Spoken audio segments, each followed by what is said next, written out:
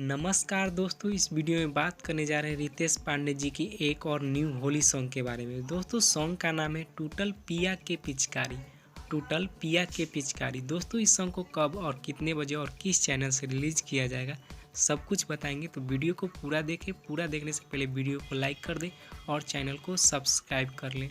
टूटल पिया के पिचकारी। टूटल पिया के पिचकारी वीडियो सॉन्ग रिलीज हो रहा है कल सुबह 6 बजे वेब म्यूजिक यूट्यूब चैनल से। 26 फरवरी सुबह के 6 बजे वेब म्यूजिक यूट्यूब चैनल से रितेश पांडे जी के न्यू होली सॉन्ग टूटल पिया के पिचकारी रिलीज हो रहा है। तो इसे ढेर सारा प्यार दीजिएगा, लाइक और शेयर कमेंट कीजिएगा। दोस्तों गीत को गाए हैं रितेश पांडे जी ने और गीत दिए हैं मंजी मित जी ने, संगीत दिए हैं संगम सिंह जी ने। तो दोस्तों गीत यह रिलीज हो रहा है video song direct web music YouTube channel से 26 फरवरी सुबह के 6 बजे, कल सुबह के 6 बजे रिलीज हो रहा है रितेश पांडे जी के न्यू होली सॉन्ग।